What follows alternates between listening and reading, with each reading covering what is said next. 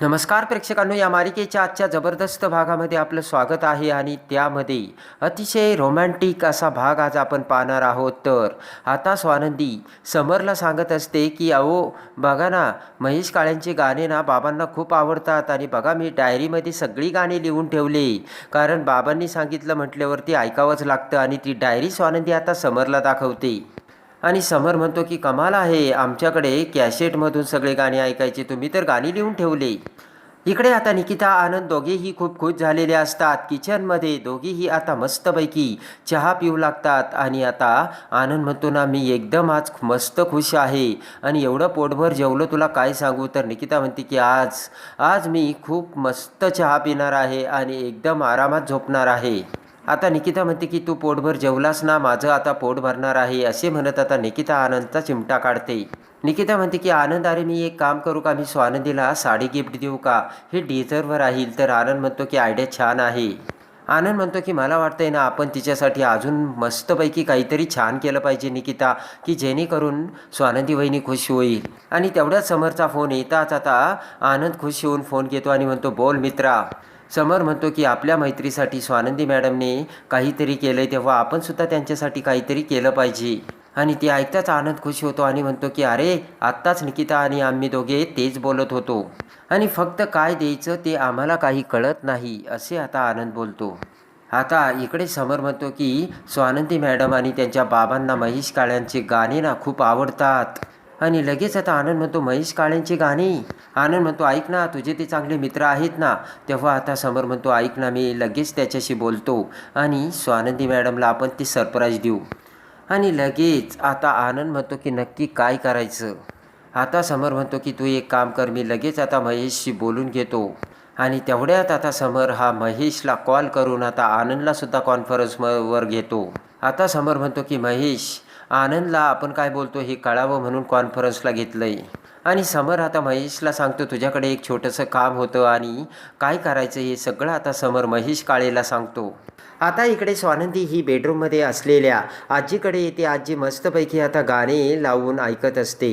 तेवढ्यात आता स्वानंदी म्हणते की काय आजी. तर आजी म्हणते की अगं नंदू, तू तर आज खूप खुश दिसतेस ग, तेव्हा कुठे डेटवर गेला होतात की काय तुम्ही. तर स्वानंदी म्हणते की आजी तसं नाही आहे, माझ्या खुश असण्याचं कारण ना जरा वेगळंच आहे. स्वानंदी म्हणते की उद्या माझ्या बाबांचा बड्डे आहे. आजी म्हणते अरे वा, मी पण त्यांना विश करेल बरं का.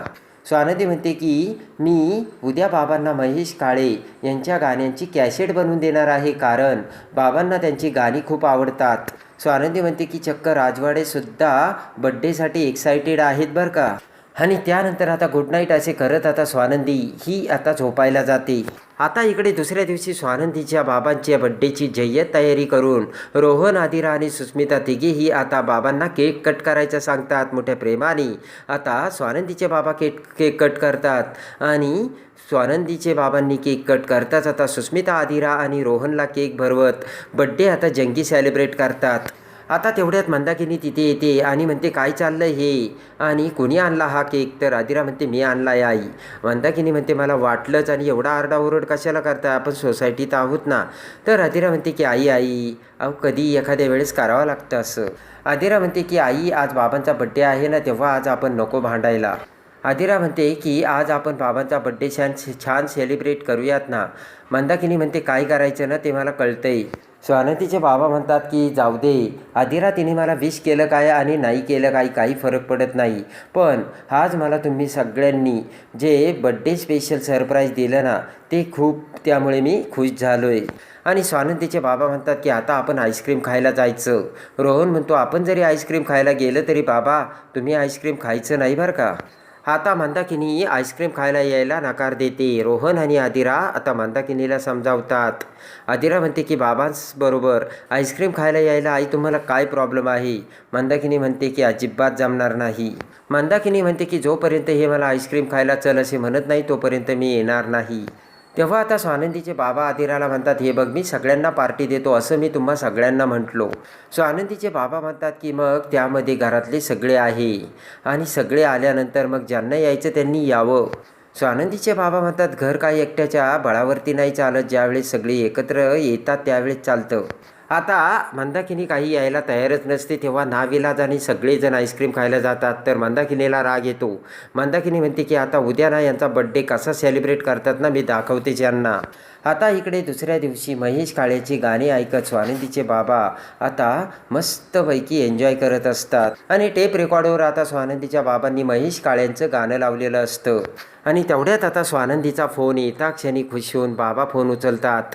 तर स्वानंदी आता खूप खूप बड्डेच्याच तिच्या बाबांना शुभेच्छा देते आणि स्वानंदीचे बाबा खुश होतात. आता स्वानंदीचे बाबा खुश होऊन स्वानंदीला म्हणतात की बाळा, यावर्षीसुद्धा सगळ्यात अगोदर बड्डेच्या शुभेच्छा देऊन पहिला मान तू मिळवलास. आणि आता स्वानंदीचे बाबा म्हणतात की तो येणार आहे ना. तर स्वानंदी म्हणते की हे काय बोलणं झालं का बाबा, मी येणारच आहे आणि दरवर्षीप्रमाणे आपण देवळात जायचं. स्वानंदी खुश होऊन म्हणते की बाबा आलेच मी, तुम्ही तयारी करून ठेवा. आणि लगेच आता स्वानंदी बाय करत फोन ठेवते. तर पाठीमागून रोहन, सुस्मिता, आदिरा ते सगळं ऐकतात आणि आता स्वानंदी खूप खुश झालेली असते. आता त्यानंतर बड्डेची जंगी तयारी केल्यानंतर आता समरने महेश काळेला चक्क आता स्वानंदीच्या बाबांच्या घरी गाणं गाण्यासाठी इन्व्हाइट केलेलं असतं आणि त्यासाठी समर आणि आनंदने मोठा प्लॅन केलेला असतो. इकडे आता समर स्वानंदी दोघेही आता स्वानंदीच्या वडिलांकडे आता बड्डेसाठी येतात. तर आता सगळी जंगी तयारी होता क्षणी इकडे आता स्वानंदीने आता तिच्या बाबांसाठी महेश काळेंच्या गाण्यांची कॅसेट आणलेली असते आणि आता स्वानंदी ती कॅसेट लावणार. तेवढ्यात आता निकिता पुढे येत म्हणते की चला आता आपण एक स्पेशल सरप्राईज देणार आहोत आणि त्यासाठी आपल्या इथे एक सगळ्यात मोठी व्यक्ती आज इथे येणार आहे. आणि तेवढ्यात महेश काळेचं आगमन होतं आणि महेश काळे चक्क आता स्वानंदीच्या बाबांसमोर ती उभा राहून त्यांना बड्डेचे विश करतात आणि मिठी मारतात.